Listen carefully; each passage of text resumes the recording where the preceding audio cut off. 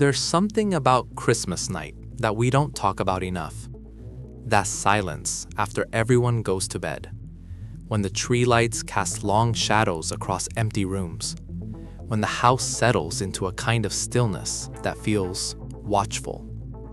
We're told it's the most wonderful time of the year, a time for family, for warmth, for peace. But what happens when the clock passes midnight, when December 25th officially begins, and the world outside your window goes completely quiet? I'm going to share 3 stories with you, 3 accounts from people who experienced something on Christmas night, something that appeared after midnight, something that wasn't there before the clock struck 12. These aren't stories about miracles or magic. They're about the moments when reality feels paper thin, when you look at something familiar and realize it's become something else entirely.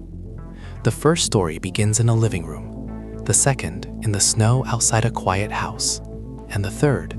The third involves a gift that nobody remembered wrapping. Listen carefully, because after you hear these stories, you might find yourself watching the clock on Christmas Eve, waiting, wondering what appears when the day officially turns. I don't sleep well on Christmas Eve. Never have. Even as a kid, I'd lie awake listening to every creak in the house, every shift of wind against the windows. My parents said it was excitement, that childlike inability to wait for morning. But I'm 34 now, and I still don't sleep on Christmas Eve. Last year, I was staying at my parents' house for the holidays. They'd gone to bed around 11. The house was mine, just me, the dying fire in the living room, and the glow from the Christmas tree lights reflecting off every surface. I was on the couch, scrolling through my phone, when I noticed the time. 12:17 a.m. Officially Christmas. I remember setting my phone down and looking at the tree. It was a real one. My parents always insist on real trees, and the smell of pine had filled the house for days. Ornaments hung from every branch. Some were from my childhood, some were newer. All of them caught the colored lights and threw little rainbows across the ceiling. The presents underneath were wrapped in red and gold caper, neat piles arranged by my mother earlier that evening.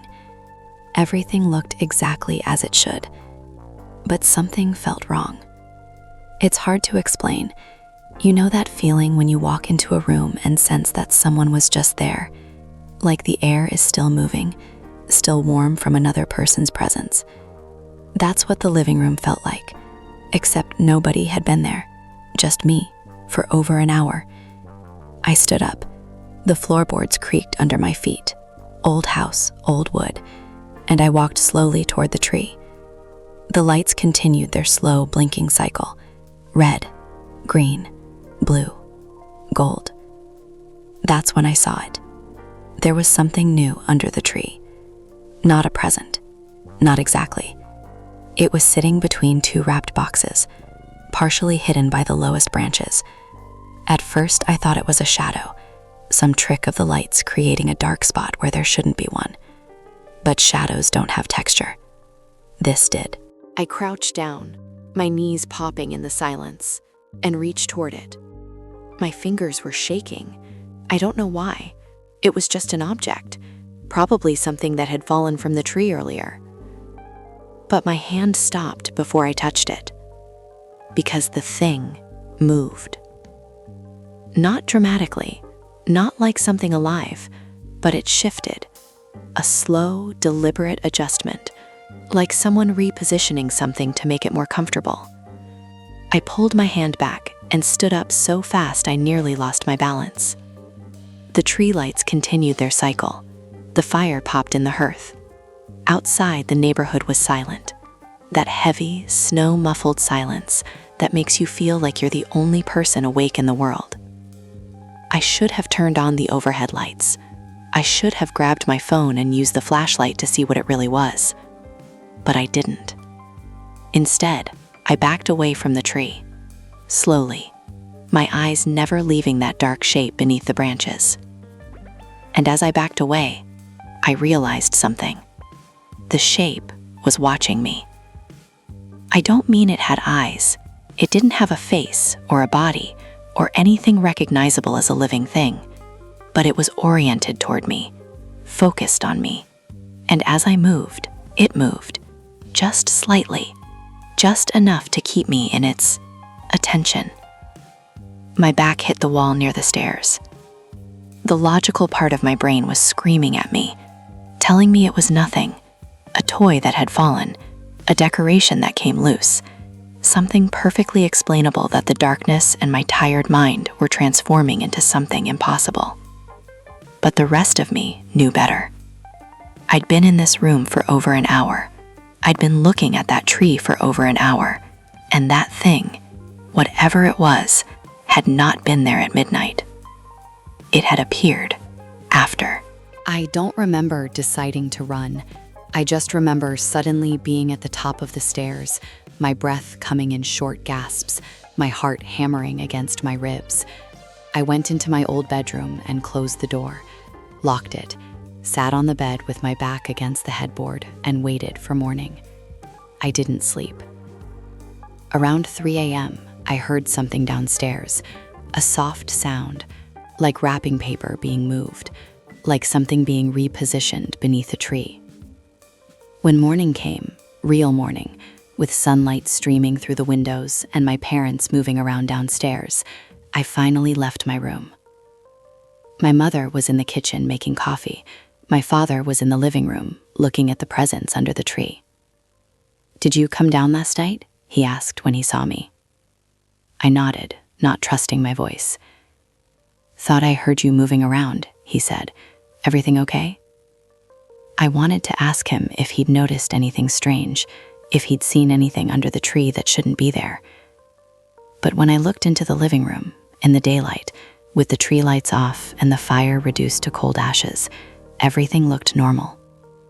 The presents were arranged in neat piles, the ornaments hung from the branches exactly as they should. The smell of pine filled the air. And there was nothing beneath the lowest branches, nothing that shouldn't be there. We opened presents, we had breakfast, we went through all the motions of Christmas morning like we always do. But I couldn't shake the feeling that something had changed, that something had been in the living room with me after midnight, something that had appeared between one moment and the next, something that had watched me with an attention that felt ancient and patient and completely wrong. My parents still have that tree, or what's left of it. They kept it up until New Year's, then took it down and left it by the curb for pickup. But I've driven past their house a few times since then. Late at night. After midnight. And sometimes, I swear I can still see lights in the living room window. Colored lights, cycling through their pattern. Red, green, blue, gold. Even though the tree is long gone. Even though Christmas is over. The lights are still there, still blinking, still illuminating something in that room that I can't quite see from the street. I haven't asked my parents about it. I don't think I want to know the answer. This happened 2 years ago. My wife and I had just bought our first house, a small place on the edge of town, backing up to a stretch of woods that the realtor promised was peaceful and private. It was our first Christmas there, our first Christmas as homeowners. We were excited. We'd invited both our families over for dinner. We'd decorated.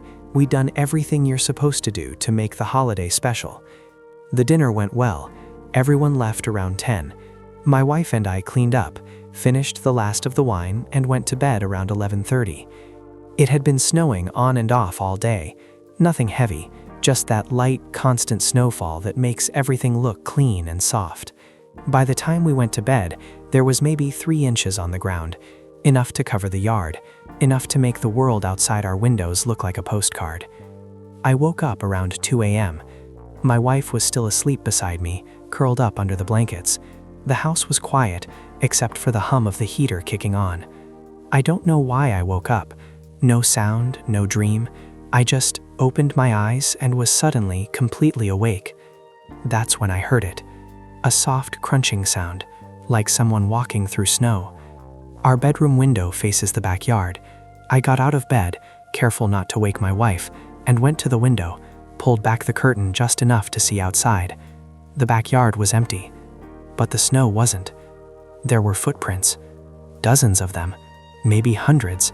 They circled the house in a wide loop, passing beneath our bedroom window, continuing around the side of the house, disappearing toward the front. I stood there, my breath fogging the cold glass, and tried to make sense of what I was seeing. The footprints weren't human. They were too large, too widely spaced, and the shape was wrong. Not the clear outline of a boot or shoe, but something more like impressions. Deep, irregular impressions that looked like something heavy had pressed down into the snow and then lifted away. My first thought was an animal. A deer, maybe. We'd seen them in the woods behind the house. But deer don't walk in perfect circles around a house. And these footprints were too deliberate, too evenly spaced. I left the window and went downstairs. The Christmas tree was still lit. We'd left it on, one of those timers that keeps the lights going until 2 a.m., and its glow made the living room feel almost normal, almost safe. But when I went to the front door and looked through the side window, I saw more footprints. They continued around the entire house, a perfect circle. And they were fresh.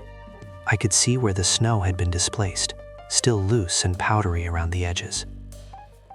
Something had walked around our house, recently, while we were sleeping. I unlocked the front door and opened it. The cold hit me immediately. That specific December cold that gets into your lungs and makes your eyes water. I stepped onto the porch in my bare feet and pajamas, my breath coming out in clouds. The footprints passed right in front of the door, close enough that I could crouch down and examine them without leaving the porch.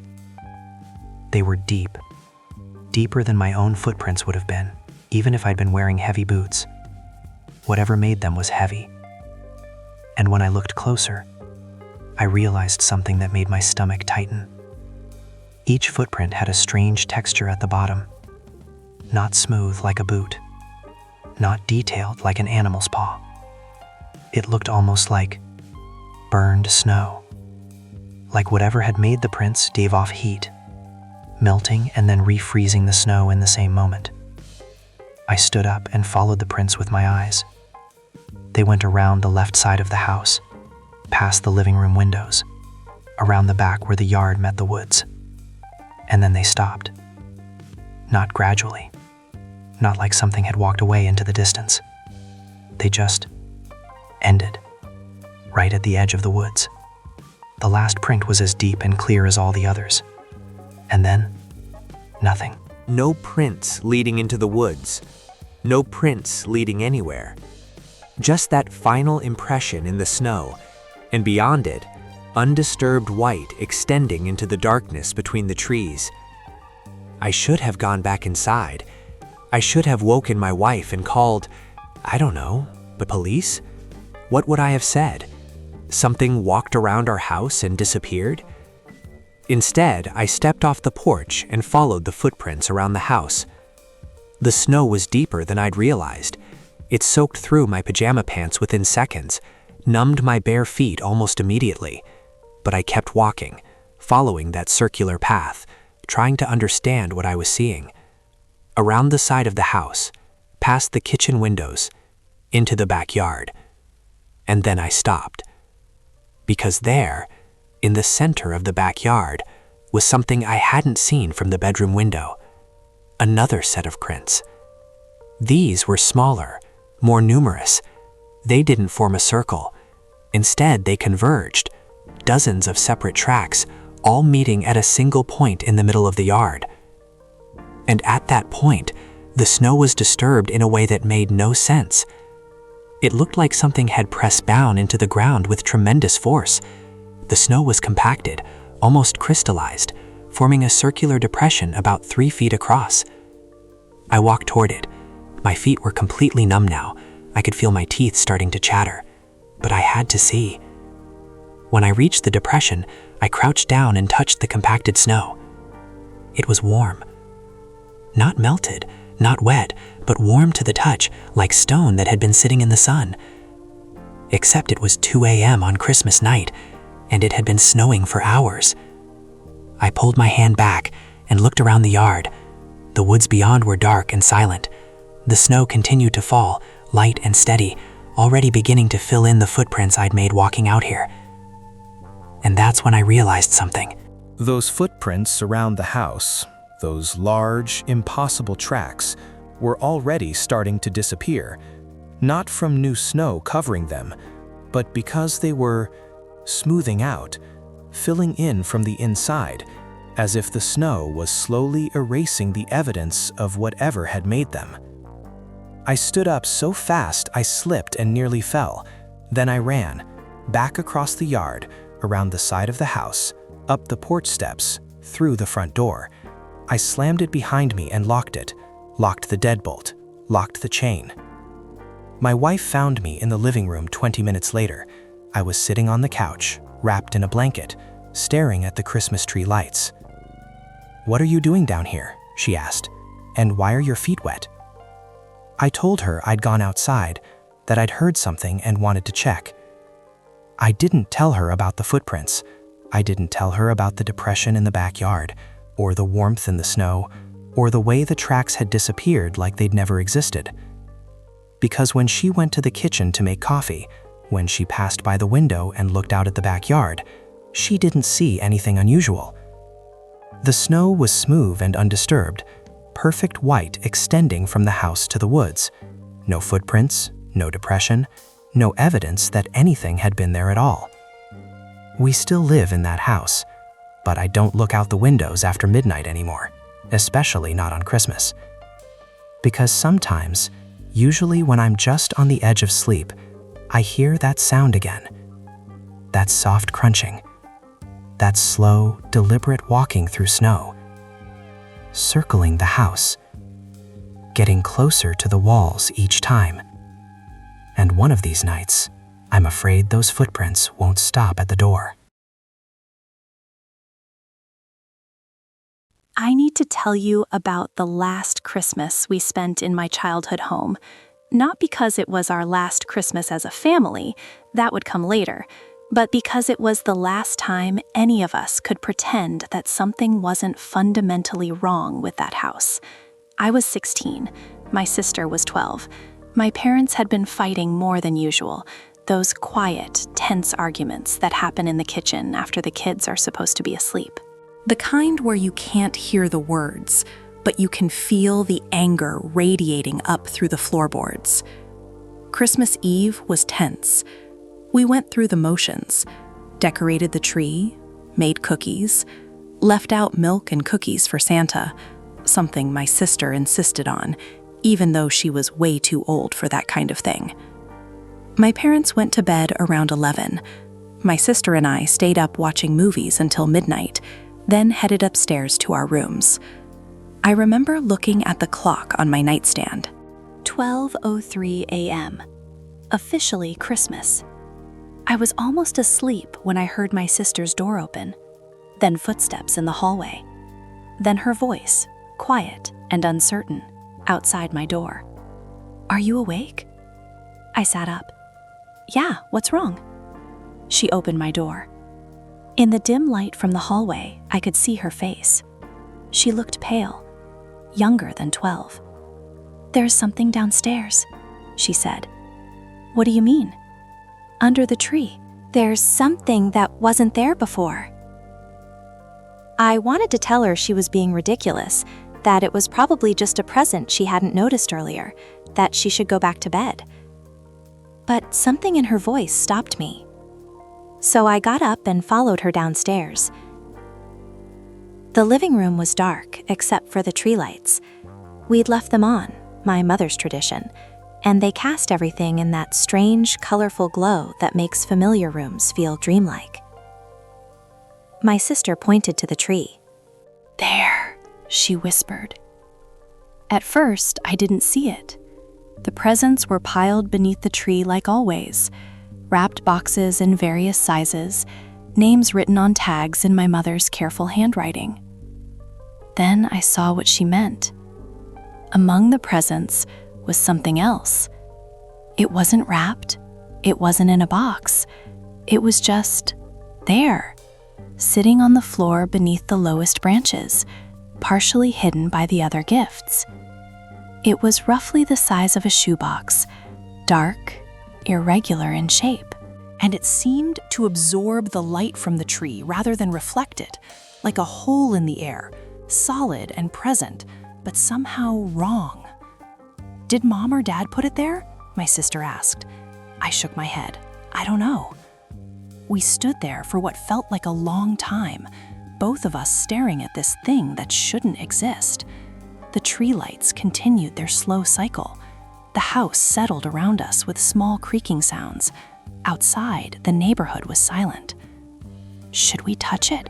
my sister whispered. "No," I said immediately, too quickly, because something about that object made me deeply uncomfortable. It wasn't just that it appeared from nowhere. It wasn't just the strange way it seemed to drink in the light. It was the feeling I got looking at it, like looking down from a great height, like standing at the edge of something vast and empty, like vertigo, but worse, because the drop wasn't below me. It was inside the object. "Maybe we should wake Mom and Dad," my sister said. I nodded, but neither of us moved. The object sat there beneath the tree, still, silent, present. And then it changed. Not dramatically, not suddenly, but between one breath and the next, it was different. The shape had shifted slightly. The surface, if it had a surface, had developed a texture that hadn't been there before, and it was larger, just a little, just enough to be noticeable. My sister grabbed my arm. Her fingers dug into my skin hard enough to hurt. "It moved," she breathed. We backed away from the tree, slowly, carefully, like we were afraid any sudden movement would trigger something. The object continued to change. It grew, slowly but visibly now, expanding outward, pushing some of the other presents aside. And as it grew, I started to see details, patterns on its surface. Not decorative patterns, more like geography, like I was looking at a map of something. Valleys and ridges and empty spaces that went down farther than they should. And sounds. A low hum like distant machinery. And beneath that, something that might have been voices. Many voices, all speaking at once. Too far away to understand, but close enough to know they were there. My sister was shaking. I realized I was too. "We need to leave," I said. "But now." I pulled her toward the stairs. She resisted for a moment, her eyes fixed on the tree, on that growing thing beneath its branches. Then she let me lead her away. We went back upstairs, back to my room. I locked the door, and we both sat on my bed, not speaking, listening to the silence of the house. Except it wasn't silent. From downstairs, very faintly, we could hear the tree lights cycling, red, green, blue, gold, and beneath that, the sound of something growing, something expanding, something that shouldn't exist pushing itself into existence anyway. Around 3 a.m., my sister fell asleep. I didn't. I sat there with my back against the headboard, watching the door, listening to the sounds from downstairs. At some point, I don't know when, the sounds stopped. The house became truly silent, and I knew, without having to go check, that the object was gone. Morning came. My parents knocked on my door around 8, wondering why we weren't up yet. My sister woke up confused, like she'd forgotten the night before, or like she thought it had been a dream. We went downstairs. The presents were still under the tree. The lights were still on. Everything looked exactly as it should. Except the floor beneath the tree, where the object had been, was different. The carpet there was darker, worn, like something heavy had pressed down on it for years instead of hours. And when I bent down to touch it, the fibers felt wrong, brittle, cold. We opened presents that morning. We had breakfast. We did everything families do on Christmas. But I couldn't stop looking at that spot on the floor, that dark, worn patch that nobody else seemed to notice. My sister moved out as soon as she could. So did I. My parents sold the house 3 years later and moved to a different state. None of us have talked about that Christmas. Not once. But last year, I was scrolling through a real estate site, don't ask me why, and I found the listing for our old house. It had been on the market for 6 months. The price had dropped twice. The photos showed the living room, the same layout, different furniture, different decorations. But in the corner, where the Christmas tree used to go, there was something on the floor, a dark patch on the carpet, irregular in shape, larger than I remembered. And in one of the photos, a wide-angle shot of the whole room, you could see something beneath the furniture, a shadow, maybe, or a trick of the lighting. But it looked like something dark and shapeless, crouched in the corner, waiting. The listing has been taken down now. I check sometimes. I can't help it. But that house is still there, still standing, still waiting for someone else to spend Christmas Eve inside it, still waiting for midnight to pass and something to appear under the tree, something that grows, something that watches, something that never quite leaves. 3 stories, 3 Christmases, 3 moments when something appeared after midnight. I don't know what connects them. I don't know if they're connected at all. Maybe they're just coincidences, random events that happen to occur on the same night of the year, in the silence after midnight, in the darkness before dawn. Or maybe Christmas night is thinner than we think. Maybe when the world goes quiet and everyone's asleep, something can push through, something that's been waiting. Something that knows we're not paying attention. I think about those people sometimes, the ones who experience these things. I wonder if they still celebrate Christmas, if they still put up trees and wrap presents and wait for midnight, or if they spend Christmas Eve watching the clock, dreading the moment it turns to December 25th, wondering what will appear this year, what will be different, what will be there that wasn't before. This Christmas, when you're lying in bed after everyone else has gone to sleep, listening to the silence of the house, pay attention. Notice what's in the room with you. Notice what's changed. Notice what appears. Because after midnight, when Christmas officially begins, the world becomes something else, something stranger.